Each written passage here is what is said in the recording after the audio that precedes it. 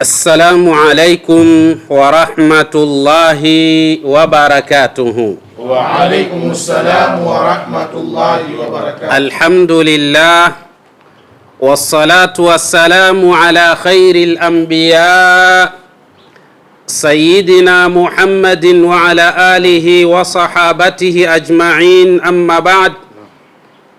Imma baada ya kumshukuru Allah subhanahu wa ta'ala na kuzihitaji ziada ya rehma na amani zimshukie kiongozi wa umma Bwana Mtume Muhammad sallallahu alayhi wasallam, mtume ambaye Allah subhanahu wa ta'ala anasema kupitia ndani ya kitabu kitukufu cha Qur'ani, anasema wama arsalnaka illa rahmatan lilalamin. Ikhwani, ndugu zangu, jambo la kwanza ni mshukuru sana Allah subhanahu wa ta'ala, lakini kadhalika ni mshukuru sana mgeni wetu Sheikh Juma Tito ambaye yeye ni muhadhiri wa kimataifa. Mwenyezi Mungu subhanahu wa ta'ala amjalie kila la kheri. Amen. Kiukweli kabisa katika yale ambayo ametufikishia leo katika jukwaa letu, mashaallah, amefikisha, na bila shaka katika yale aliyoyafikisha yanakuhitaji wewe kuzingatia simu yako baada ya kifo chako. Hakika ametukumbusha jambo kubwa sana, yaani hiyo simu yako ina nini na nini ambacho baada ya kufa kwako itarejesha katika kaburi lako. Al-Imamu Shafi'i ana maneno, anasema al-akh Sheikh Juma Tito, anasema daqatu qalbi almar'i qailatun lahu innal hayata daqaiqun wa thawan farfa li nafsika qabla mautika dhikruha fadhikru lilinsani umrun thani. Haya ni maneno, anasema al-Imamu Shafi'i, anasema mapigo ya moyo, namna ambavyo yanavyokuwa yakipiga haya mapigo ya moyo yanayo sauti na yana maneno yanayosema, yanasema hivi: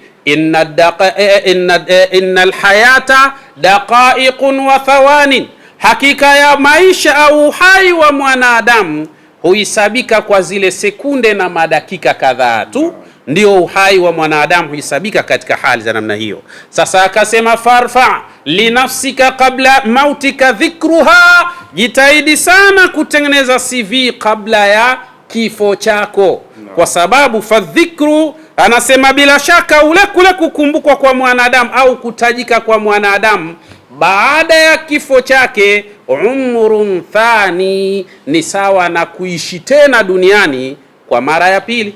Sasa unajionaje wewe ambaye katika hiyo simu yako wewe ndio admini wa magrupu ya ngono? Je, umri wako wa pili ambao kutajika kwako katika dunia hii utajike kwamba wewe ndio admini katika magrupu ya ngono? Badilika, futa masala haya katika simu yako, hakisha simu yako ina mazuri, mambo mema yaliokuwa mazuri biidhnillah subhanahu wa ta'ala. Ukumbusho maridhawa kutoka kwa Sheikh Juma Tito, Mwenyezi Mungu amjalie kila la kheri. Naamini utawafaa wa ukumbusho huu wale ambao wanaotaka kusikiliza kwa ufasaha na kwa sikio linalosikia. Mwenyezi Mungu subhanahu wa ta'ala anasema fadhakkir in nafa'ati dhikra, kumbusha. Hakika ya ukumbusho siku zote una tabia ya kuwafaa wale ambao wana tabia ya waidhika na ukumbusho huo biidhnillah subhanahu wa ta'ala. Ikhwani, ndugu zangu, bila shaka leo nataka nieleze kitu fasaha sana kuhusiana na aina ya mnyama, au wengine wanamwita samaki na wengine wanamwita mdudu, yani majina yote yanayo. Yani huyo mmoja anaitwa mnyama na huyo mmoja anaitwa mdudu na huyo mmoja anaitwa samaki. Inategemea na kila mtu pale alipokaa, anapata jina gani kutokana na pale alipo. Unajua ni sawa na mti, al-akhi Sheikh Juma Tito. Yani mti unawezekana ukapata jina kutokana na maalumati ya aliye karibu na mti huo. Yani inawezekana mtu mwenye taaluma ya tiba anaweza akawa katika mti akiutazama anauita dawa, huu mti dawa hiyo. Lakini inawezekana akapatikana an-najjar, kwa maana fundi seremala, yeye akiutazama anaita mbao. Lakini inawezekana akakaa na mkata mkaa, yeye akitazama anaita mkaa. Basi inategemea na yule alipokaa karibu na mti huo, yeye anauona kwa jicho gani na anauita kwa jina gani? Basi mambo ndio yanakwenda katika. Sasa huyu mnyama au mdudu au samaki inategemea na wewe sasa pale ulipokaa, yeye unamwita nani? Wewe mwita jinsi unavyomwita kutokana na taaluma yako. Anaitwa kwa lugha ya Kiarabu anamwita al-ukhtubut, kwa maana pweza katika lugha ya Kiswahili wanamwita pweza Huyu pweza kwa mujibu wa taaluma inaonyesha ya kwamba ana nafasi bora kabisa ya kuweza kuondosha nuksi, ana uwezo mzuri kabisa wa kuweza kuondosha mikosi, lakini kadhalika ana nafasi nzuri ya kufanya ibtal, kubatilisha masala ya uchawi, haswa huyu ukhtubut, kwa maana pweza huyu anapochanganywa pamoja na chumvi ana nafasi bora kabisa ya kuondosha athari na mashakil haya. Mimaktadatihu tajruba, haya ni katika mambo ambayo yaliyofanyiwa tafiti na yakabainika katika hali za namna hiyo. Kimsoma mmoja katika wanavyoni wakubwa kabisa, huyu ni ad-Doktor Abdul Basit Muhammad as-Sayyidi. Huyu ni raisu Jumuiyati Ijazi al-Ilmi lil-Qur'ani wa Sunna. Huyu mwamba ameeleza al-ilaju tajaribi, yani matibabu yanayokwenda sambamba na tafiti pamoja na majaribio ya aina mbalimbali.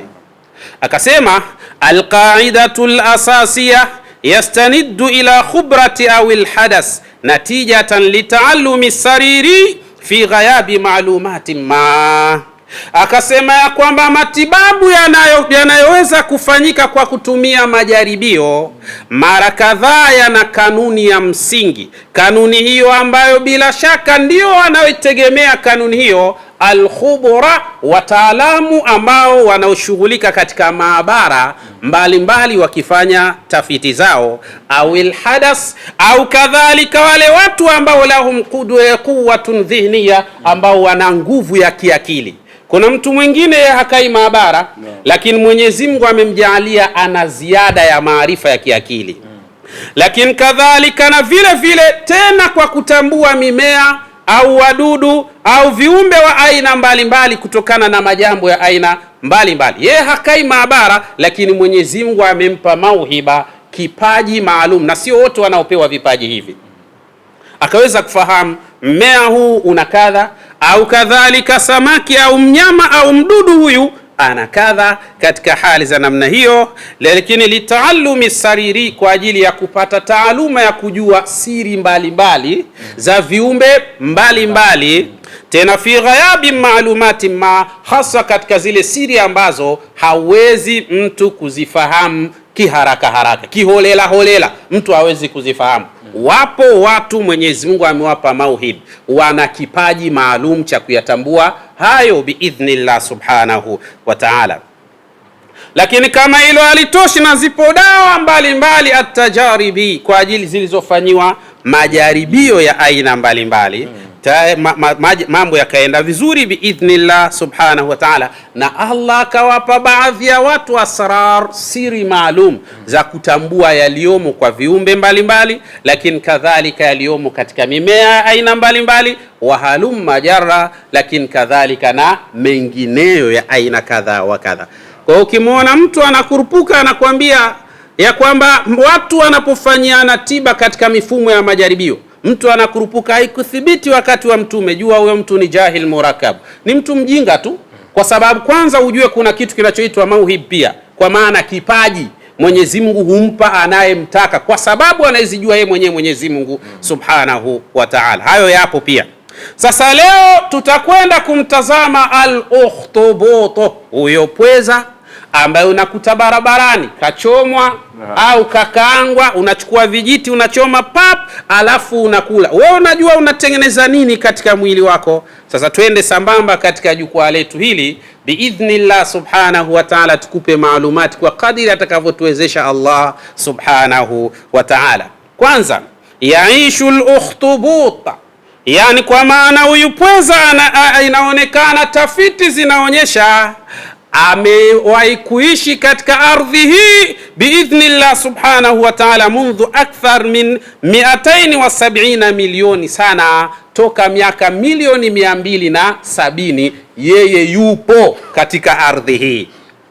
Sio wewe miaka yako michache, maana mwanadamu ndio kiumbe wa mwisho kuletwa katika ardhi hii. Yani hata sisimizi ni mkubwa wako tu, amekuzidi umri, ndio maana yake kafika duniani kabla ya wewe kufika katika dunia hii. Sasa huyu miaka milioni 270 mwanaume yupo katika kaidi, yani yupo katika ardhi hii. Sasa huyu pweza yeye ni nani? Nataka tumjue kwa uchache, alafu twende tukaone maajabu na mauzauza mazito ambayo bila shaka utakwenda kuogopa leo katika hali za aina kadha. Tunasema huyu kainun bahriyun mudhhilun, kwanza ni kiumbe ambaye yeye huishi baharini na ana mambo mengi sana yanayoshangaza, yani ndivyo alivyo pweza. Lakini yuaddu min adhka al-afqariyat, na inafahamika kabisa ya kwamba huyu pweza ni katika wanyama au wadudu au samaki ambao Mwenyezi Mungu Subhanahu wa Ta'ala amewaumba wana akili. Yani huyu ana akili, pweza ni katika viumbe ambao wana akili. Tena na ni kiumbe wa pili katika viumbe wa baharini mwenye akili. Wa kwanza ni dolphin, alafu wa pili anafuatia huyu pweza kwa akili, kwa maana na ufahamu. Mwenyezi Mungu Subhanahu wa Ta'ala amemuumba katika hali za namna hiyo. Lakini yatamayazu bimtilaki 3 qulubin, lakini huyu pweza namna alivyomuumba Allah Subhanahu wa Ta'ala amemwekea katika mwili wake pweza ana mioyo mitatu. Wewe una kamoyo kako kamoja hako, alafu ndo hako kamoyo unasema nimempa mtu fulani kamoyo kenye kamoja. Hii ni hatari yewe ndugu yangu. Sasa kuna watu wanawapa watu mioyo mpaka wanakaribia kujiua, wao wanabakia hawana mioyo. Sasa utakosa kujiua, utakufa tu kwa mazingira hayo. Hebu kabaki na moyo wako, usije ukatuletea shida sisi. Sasa pweza ana mioyo mitatu, na hii mioyo mitatu Allah Subhanahu wa Ta'ala amemjalia yadahu qalbani damma, mioyo miwili ya pweza huwa inasukuma damu ila alkhayashim, kupeleka katika sehemu inaitwa alkhayashim. Alkhayashim ni zile sehemu zenye matundu kwa ajili ya kutolea hewa na kudaka hewa ya oxygen ili maisha yaweze kuendelea biidhnillah Subhanahu wa Ta'ala. Kwa hiyo mioyo miwili inafanya kazi ya namna hiyo kwa ajili ya kumpatia oxygen, inafanya tauzii dima, yani kueneza damu katika mwili wa huyu pweza ili kadhalika oxygen iweze kupatikana biidhnillah Subhanahu wa Ta'ala. Lakini kadhalika wayadhahu thalithu, lakini huu moyo wa tatu unachofanya wenyewe unasukuma damu ila baki aljismi, katika sehemu zilizobakia za mwili. Ndio inasukuma damu katika sehemu ya hali za namna hiyo. Wa damuhu azraqul launi, lakini na damu ya pweza ni damu yenye rangi ya blue au rangi ya kijivu. Ndio damu ya pweza ipo hivyo. Damu ya pweza sio nyekundu kama ilivyo damu ya mwanadamu na baadhi ya viumbe. Yeye ana damu ya blue au damu ya kijivu. Kwa nini damu yake inakuwa ya rangi hiyo? Liihtiwaihi ala protinin ghaniyin bin nuhas, kwa sababu damu yake Allah Subhanahu wa Ta'ala amemjalia huyu pweza amesheheni protini ambayo ndani ya protini hiyo ina utajiri wa maadini ya nuhas au maadini ya shaba. Mwanadamu ana maadini ya chuma na ndio maana damu yake inakuwa nyekundu, lakini kadhalika huyu pweza yeye ana madini ya shaba na ndio damu yake inakuwa ya rangi ya blue au al-azraq au rangi ya kijivu katika hali za namna hiyo. Sasa imekuwa hivi kwa sababu gani? Linaqlil oksijena, kwa sababu huyu pweza anaishi katika kina cha bahari na huku kunakuwa na baridi, na hii baridi inapelekea oksijeni katika sehemu hiyo kuwa ndogo mno. Ndio maana Allah akamjalia yeye akawa na madini ya shaba kwa kiwango kikubwa, jambo ambalo linaweza kumpelekea akapata oksijeni hata kama yupo katika sehemu ya kina cha bahari biidhnillah Subhanahu wa Ta'ala. Damu ya pweza ni damu ya bluu, damu ya mwanadamu ni damu nyekundu biidhnillah subhanahu wa ta'ala. Wa huwa aktharu kafaatin fil bi'ati albarida, lakini kadhalika hali inapelekea yeye kuweza kupunguza, yani kupumua au kufanya kazi hata akiwa katika kina chenye baridi, katika hali za namna hiyo. Walahu tis'atu admigha, lakini pamoja na hivyo huyu pweza Allah subhanahu wa ta'ala kamjalia ana ubongo 9. Wewe unaka ubongo kako kamoja kana pati 3, sasa yeye ana 9.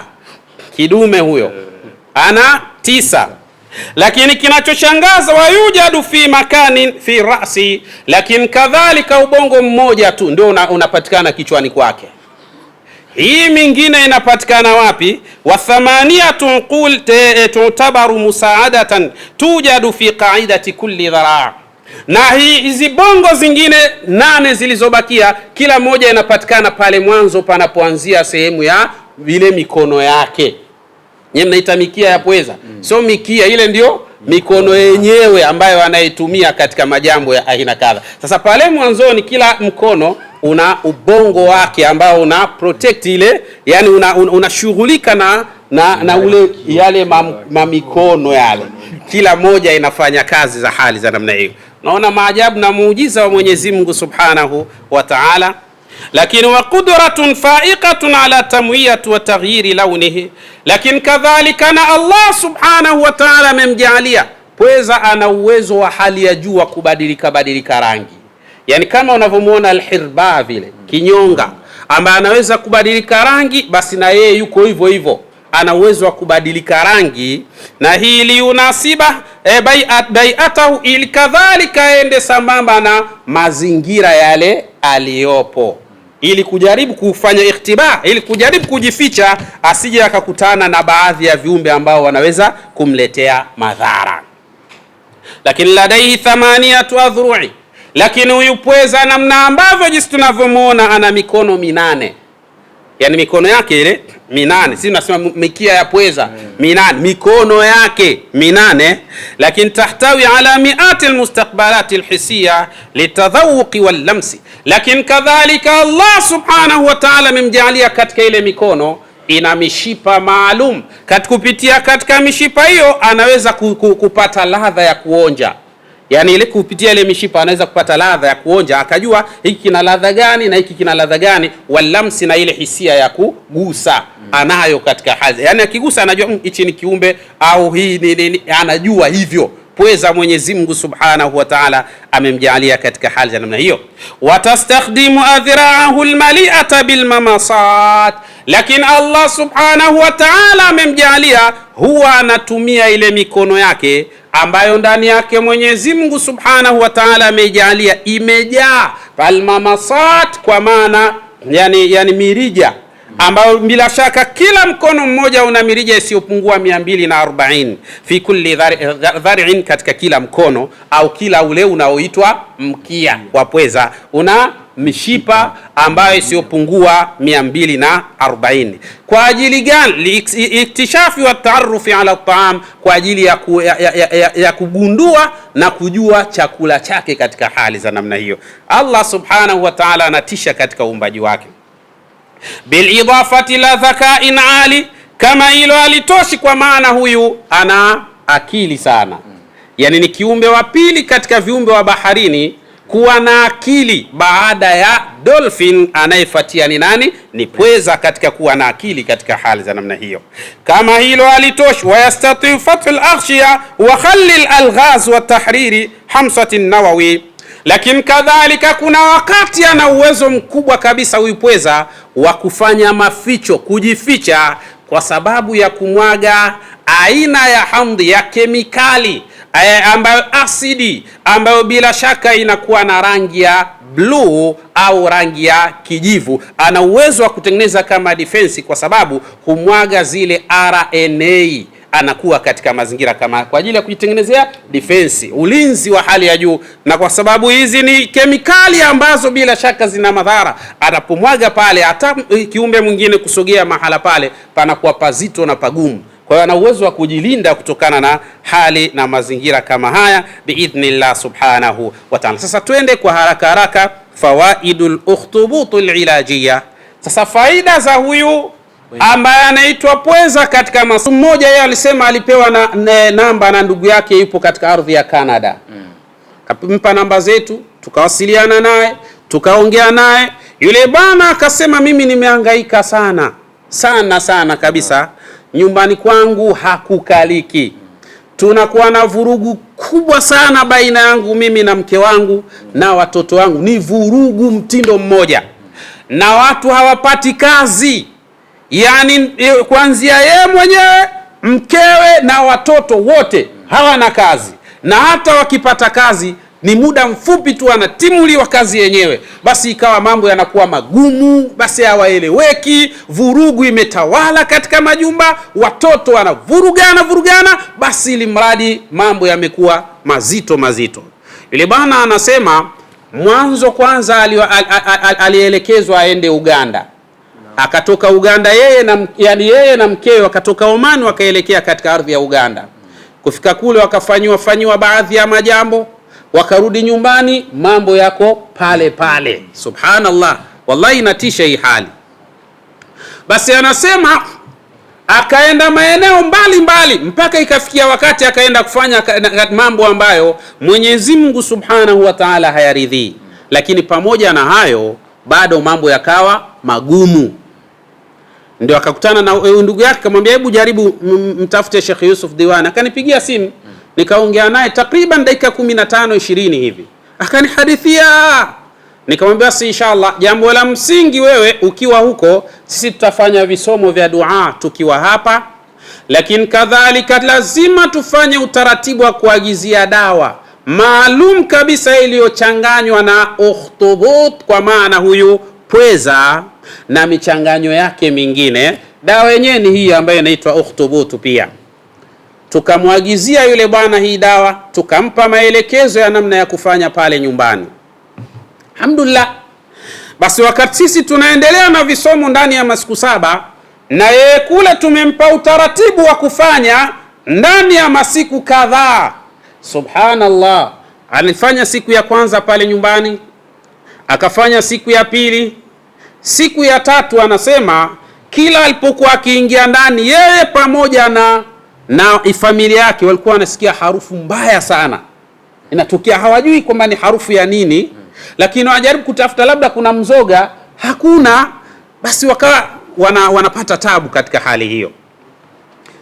Basi inafika siku ya 4, wanaingia ndani, wanakuta kumatapakaa damu, tena damu yenyewe inaonyesha kama vile ni ya kiumbe ambaye ndio kwanza kachanika sasa hivi, yani inachuruzika tena, inakwenda hiyo damu, mara imeingia chumbani, wanaona michirizi mingine imekuja imeingia khala chooni, labda michirizi mingine imekuja, basi ili mradi nyumba nzima imekuwa katika mazingira haya. Siku hiyo sasa, anasema usiku kulikuwa na mauzauza makubwa mno, kiasi ambacho ikawa yani wao wanasikia sauti, wanasikia mishindo ya hapa na pale kama nyayo za watu wanatembea, wanasikia watu wanapiga, yani sauti kama za watu wanapiga makelele ndani ya nyumba ile. Wale mabana siku hiyo ikawa ni siku ngumu sana kwao. Ilipofika asubuhi, wakamshukuru Mwenyezi Mungu, wakasali alfajiri. Baada ya hapo akaninyanyulia simu, Sheikh bana, tunaona hivi na hivi. Nikamwambia si inshallah Mwenyezi Mungu anatufanyia wepesi katika mashakili haya. Subhanallah, hiyo ni Madinatul Ilam.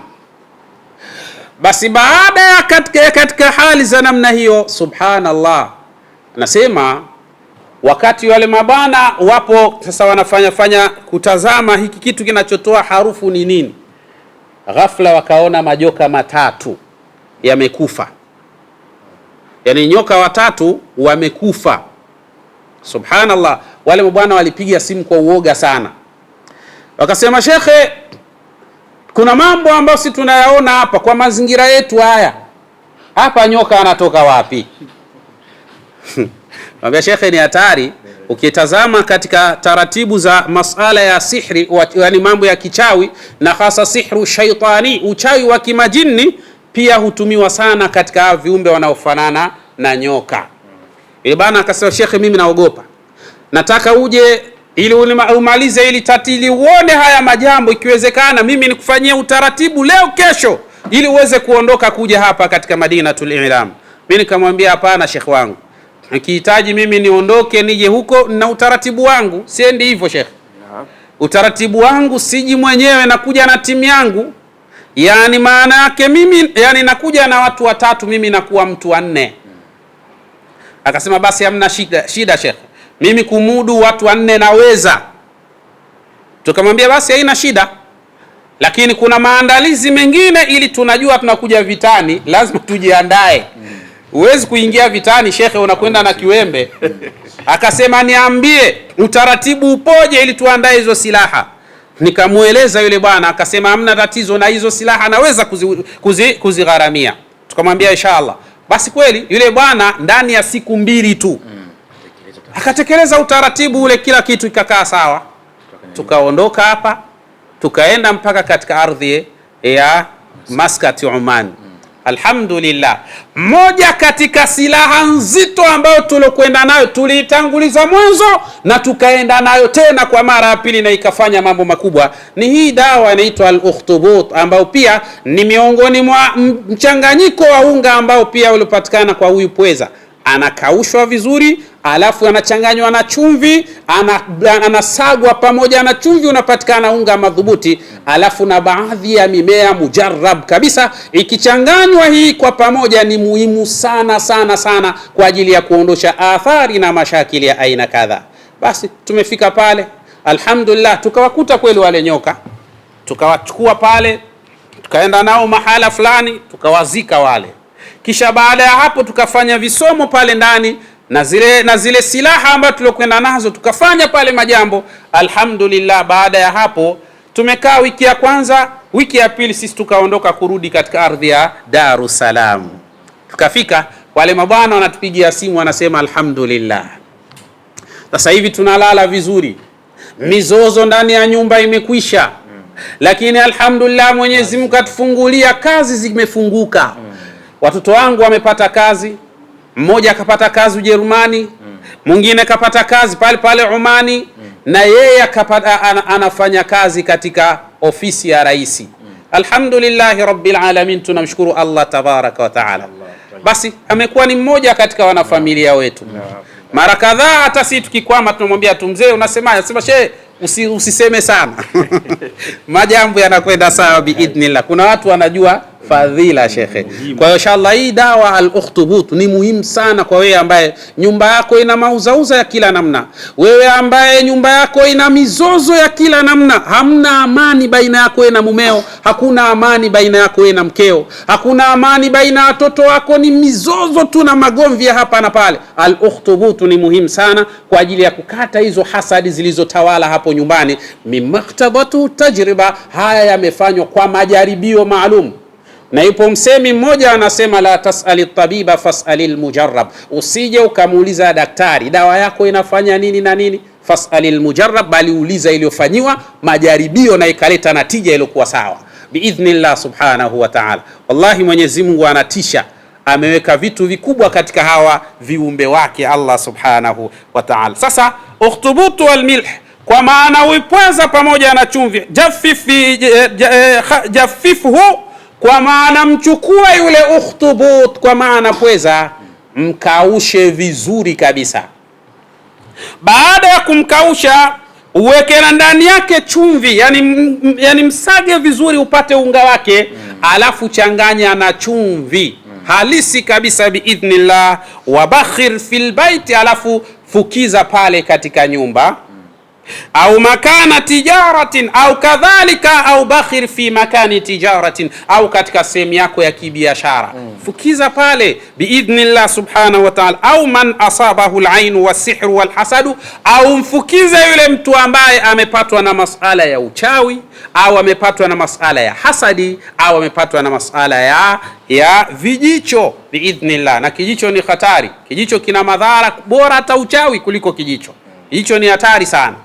Mtume anasema al-ainu haqqun law kana shay'un sabiqa al-qadar la sabaqathu al-ainu. Anasema kijicho kipo kweli na kina madhara makubwa. Lau kama kungekuwa na kitu chenye kuweza kupita kadari ya Allah, basi kijicho kingekuwa namba moja katika kuleta madhara makubwa katika kuipita hiyo kadari ya Allah subhanahu wa ta'ala. Kaingia harfu al-imtina li-ittifaq, li-imtina. Katika hali ya namna hiyo tunaomba Mwenyezi Mungu atulinde na atunusuru. Kwa hiyo muhimu sana ewe ndugu yangu upate hii. Wewe ambaye nyumba yako imetawaliwa na hasad, imetawaliwa na sihir, imetawaliwa na aini, maelewano yanakuwa mabovu, lakini kadhalika vurugu, kazi hazipatikani, na zikipatikana matatizo tu chungu mzima. Watadau daqiqa al-ukhtubuti mumtazijata ma'a al-milhi.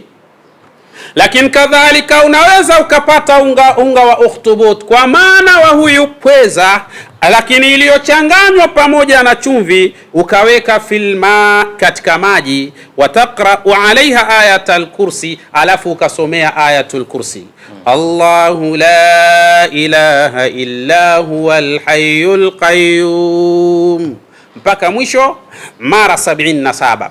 Thumma taghsil wa tarushu fil manzili, kisha baada ya hapo nusu yake utaoga na nusu yake utarashi pale katika nyumba biidhnillah subhanahu wa ta'ala, katika hali au fi makani al-amal, au katika sehemu ambayo wewe unafanyia kazi zako. Mambo yamekuwa mazito, yamekuwa magumu, basi lau kama utapata utaratibu wa ukhtubut.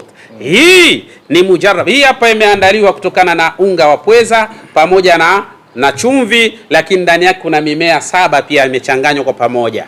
Sasa wewe ikiwa kama huna uwezo huo, basi jitahidi sana upate yani ile ukhtubut, kwa maana yule pweza mwenyewe mkaushe, alafu msage upate unga wake, lakini kadhalika upate na chumvi, alafu ufanye utaratibu huu biidhnillah. Lakini hii yenyewe ina mimea pia ambayo ipo ndani yake biidhnillah subhanahu wa ta'ala.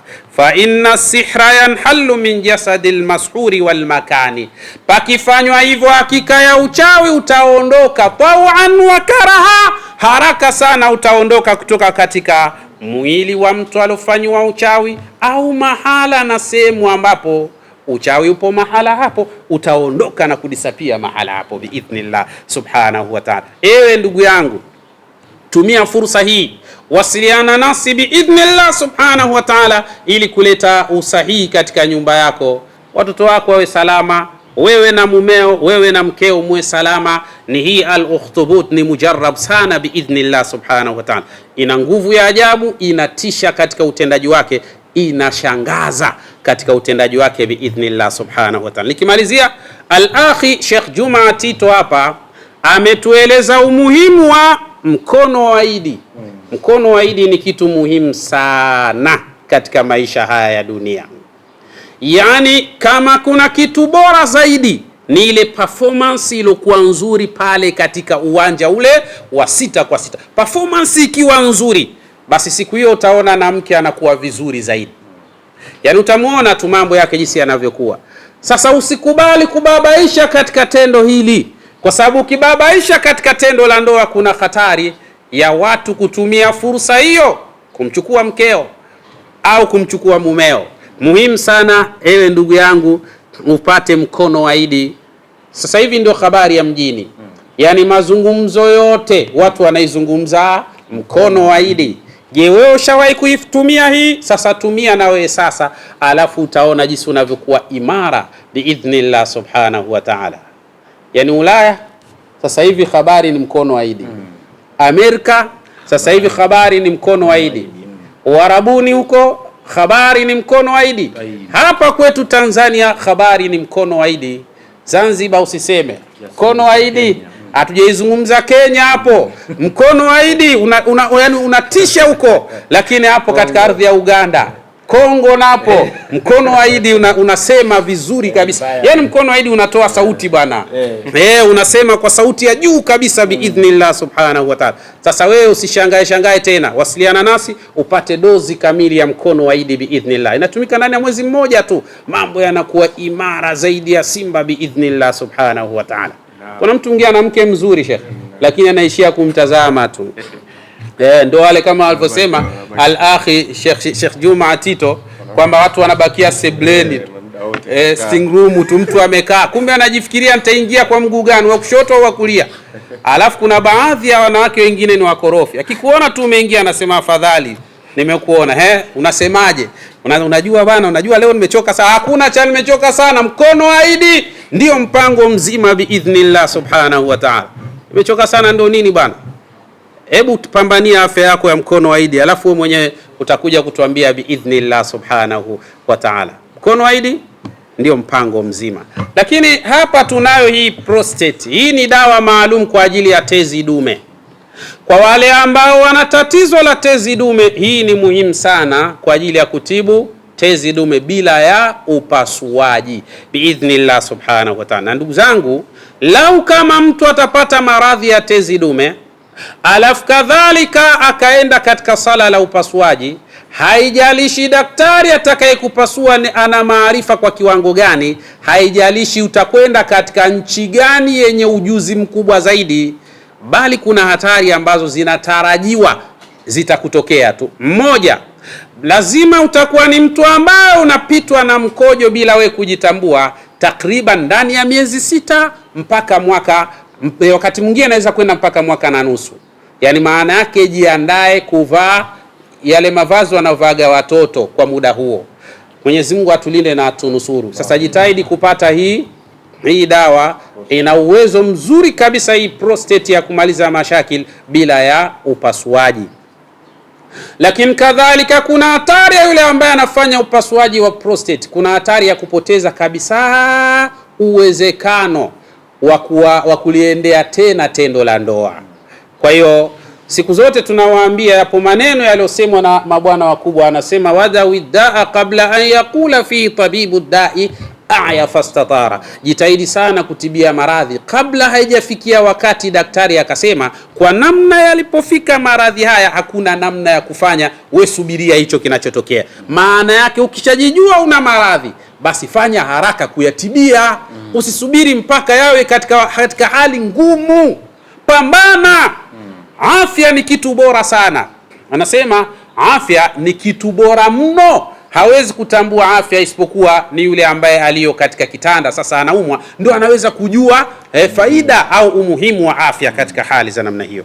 Sasa jitahidi sana ndugu yangu ambaye una viashiria vyote vya prostate au unayo prostate tayari, umepimwa ukaambiwa ipo, basi fanya juhudi uipate hii prostate, kwa maana tezi dume ni muhimu sana kwa maisha yako wewe mwanamume, ili uwe vizuri biidhnillah subhanahu wa ta'ala. Wasiliana nasi, tutakupa utaratibu, na dozi yake ni chupa 5. Hizi ndio dozi na inatumika ndani ya masiku 30 biidhnillah subhanahu wa ta'ala. Matokeo yake ni mazuri, tunamshukuru Mwenyezi Mungu. Walio wengi Mwenyezi Mungu anajalia wanapona.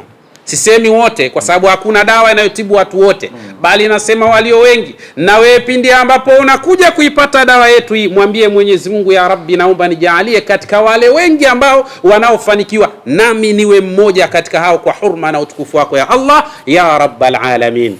Tezi dume, prostate ni muhimu sana, inatibika. Iwe ina kansa, iwe bado haijakuwa na kansa, iwe imevimba, iwe bado haijavimba, inatibika biidhnillah subhanahu wa ta'ala. Prostate ndiyo mkombozi wako. Na hapa tunayo hii al-akh Sheikh Juma Tito, hii inaitwa haqqul mujarrab, jurriba miraran fasah. Hii ni maalum kwa wale ambao waliosibiwa na masala ya kisihir. Kuna watu wamelishwa mauchawi, wamekula mauchawi yaqdhanan manamatan au yaqdhanan, wakiwa wamelala, wengine wako hivi macho, wameenda mahala wakalishwa mauchawi, wengine wakanywa masumu ya kila namna. Matokeo yao wakajikuta wanaingia katika maradhi ya kila namna. Kila maradhi yakipimwa yeye anayo. Hii ni hatari sana, na wengine wakipimwa hayaonekani maradhi yenyewe. Basi hii haqqul mujarrab ni muhimu sana sana kwa ajili ya afya na maisha ya binadamu. Na hii inakwenda kwa dozi kamili vile vile. Dozi kamili hizi zinakuwa ni chupa 3. Isipokuwa kwa wale watu ambao walio katika, yani walio nje, tunachofanya kwa sababu hizi chupa 3 ukiziweka zinakuwa nzito. Kwa hiyo namna usafirishaji inakuwa ngumu, yani inakuwa fedha yake ya usafirishaji inakuwa kubwa zaidi. Kwa hiyo tunachofanya huwa tunaweka hii dawa kwa ukali sana. Anapata mtu chupa hii moja lakini yenye ujazo wa chupa 3 zile.